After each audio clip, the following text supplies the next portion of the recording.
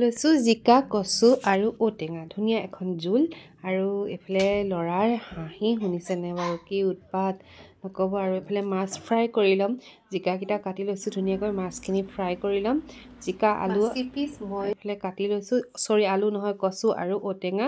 মাছখিনি ধুনীয়াকৈ নিমখ হালধি সানি লৈছো আৰু এফালে তেলো গৰম কৰি থৈছো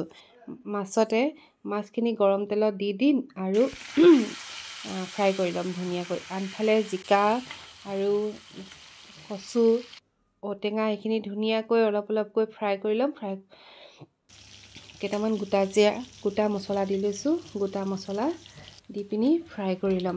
দেখিছে গোটা মছলা দিছো তাতে কচুখিনি দি অলপমান সময় ফ্ৰাই কৰি লম ধুনীয়াকৈ লৰাই এয়া তাৰ পিছত নিমখ হালধি দি দিম তাতে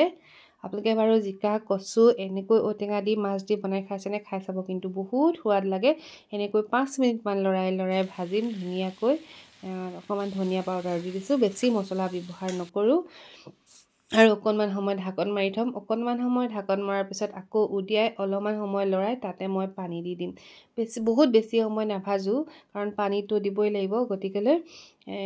ইয়াতে এতিয়া পানী দি দিম অলপমান গৰম কৰি থোৱা পানী দি দিছো বেছি উতলা পানীও নহয় আৰু পানী দি পিনি মাছৰ মাথাকিটাও তাতে দি দিছো আৰু ঢাকন লগাই দিছো এতিয়া উতল আহিবলৈ দিম হেয়া দেখিছে উতল আহিলে আৰু পানীখিনিও কমি গৈছে মাছ কচু সিজি গৈছে মাছৰ মাথাটোৰ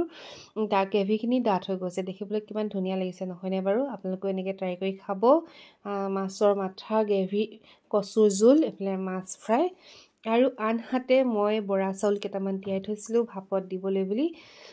ভাইদেউজনীয়ে বৰা চাউল কেইটামান দিছিলে সেইকেইটাও ভাপত দি বৰা জলপান কৰি লৈছো আপোনালোকে বাৰু এনেকৈ বৰা জলপান খাইনে আজিকালি চেৰা দিবলৈ ইমান অসুবিধা নাই বিভিন্ন ধৰণৰ মানে বাচন বৰ্তন ওলালে গতিকেলৈ চেৰা দিয়াত ইমান অসুবিধা নাই আৰু আছিলে অকনমান ব্ৰইলাৰ মাংসটো সদায় বনাই থাকো আপোনালোকক দেখাই থাকো আৰু কিনো দেখাম ইনে তথাপিও অকমান দেখাই দিছো আজি কেনেকেনো আজি